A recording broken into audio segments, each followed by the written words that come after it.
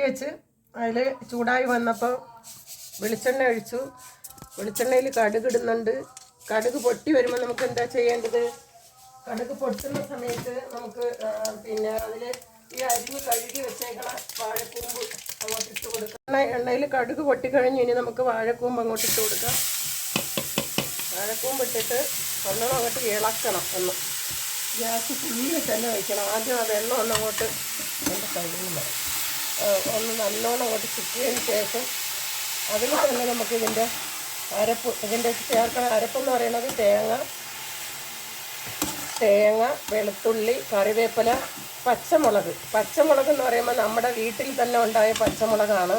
ആ പച്ചമുളക് ഞാൻ ഒരു 2.5 പച്ചമുളക്, ഇത്തിരി എരിവുള്ള സൈസ് ആയതുകൊണ്ട് ഞാൻ പിന്നെ ഒന്നിൻ്റെ പകുതിയും രണ്ട് ഫുള്ളുമാണ് എടുത്തേക്കണത്. അതിൻ്റെ വെള്ളം ഒന്ന് വറ്റി വരുമ്പോൾ നമുക്ക് 2.5 പച്ചമുളകും കറിവേപ്പിലയും വെളുത്തുള്ളിയും ഒരു അരമുറി തേങ്ങയും കൂടെ ചതച്ച് വെച്ചിട്ടുണ്ട്. ആ അരപ്പ് അതിൽ ചേർത്ത് കൊടുക്കാം. ഒന്ന് ചതക്കേ ചെയ്യാവൂ. അതിൻ്റെ തേങ്ങ വല്ലാണ്ട് അങ്ങ് അരഞ്ഞു പോയാൽ അതിൻ്റെ ഒരു എന്താ പറയുക, അതിനൊരു സുഖമില്ലായ്കയായിരിക്കും. പിന്നെ ഒരു ലേശം മഞ്ഞൾപ്പൊടി ഇട്ട് കൊടുക്കാം.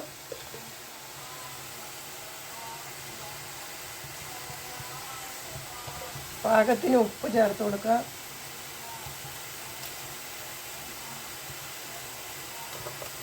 ഇനി നന്നായിട്ട് നന്നോട്ട് ചിക്കി കൊടുക്കാം, ഒന്ന് ഇളക്കി കൊടുക്കാം. ഇത് മിക്സാക്കി കൊടുക്കാം.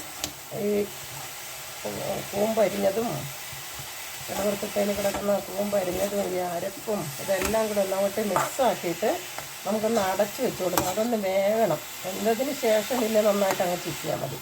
ഇതൊക്കെ എത്ര ഗുണമുള്ള സംഭവമാണ് ഈ വാഴക്കൂമ്പ് തോരൻ. ഫൈബർ കണ്ടൻറ്റ് നിറയെ അടങ്ങിയിട്ടുള്ളതാണ്. എപ്പോഴും ഈ പണ്ട് കാലത്തേത് ആൾക്കാർ ഉപയോഗിക്കുന്നതാണ്. ഇപ്പോഴും അതെ, സിറ്റിക്കകത്തൊക്കെ പോയ ആൾക്കാർക്ക് ഇത് ഉദ്യോഗസ്ഥർക്കൊക്കെ ആണെങ്കിൽ അവർക്ക് മസ്റ്റായിട്ട് വേണം. അതുകൊണ്ട് എന്താണ്, അവർക്ക് സമയം കിട്ടില്ല. അപ്പോൾ ആൾക്കാർ അരിഞ്ഞ് വെച്ചേക്കുന്നത് അവർ വില കൊടുത്ത് വാങ്ങി കൊണ്ടുപോയാണ് ഇതിൻ്റെ വാഴത്തടയെന്ന് പറയുന്നത്. ചിലർ വാഴപ്പിണ്ടി എന്ന് പറയും, ഞങ്ങൾ വാഴത്തടയെന്ന് പറയും. ഇതൊക്കെ അപ്പം ഇതിനി നമുക്കൊന്ന് അടച്ച് വയ്ക്കാം. എന്നിട്ട് ഇനി ഒരു 5 മിനിറ്റ് കഴിഞ്ഞ്, 5 മിനിറ്റ് വേണ്ട, ഒരു 3 മിനിറ്റ് കഴിയുമ്പോഴത്തേക്കും വെള്ളം വറ്റും. നമുക്കിനി ഇതിനെ ഒന്ന് ഇളക്കി ക്ലിയർ ചെയ്ത് അതിൻ്റെ ഉപ്പ് ഒന്ന് നോക്കിയിട്ട് ഇറക്കാം. ഒരുപാട് കുഴഞ്ഞു പോയാലും കൊള്ളൂല.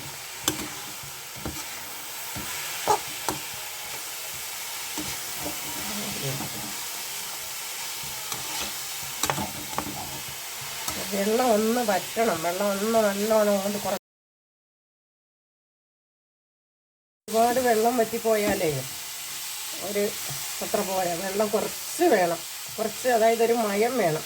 അപ്പോൾ ഇത് മാത്രം കൂട്ടി വേണമെങ്കിലും ചോറ് കഴിക്കുന്നവർക്ക്, എല്ലാവർക്കും പറ്റില്ല. ചിലർക്ക് ഒഴിച്ചു കൂട്ടാനും മീൻ ഫ്രൈയും ഒക്കെ വേണം. എൻ്റെ കാര്യമാണ് ഞാൻ പറഞ്ഞത്. ഞാൻ ഇത് കൂട്ടി മാത്രമായാലും കുറച്ച് ചോറ് കഴിക്കും. ഉച്ചയ്ക്ക് ഒരു നേരമാണ് കഴിക്കുന്നത്.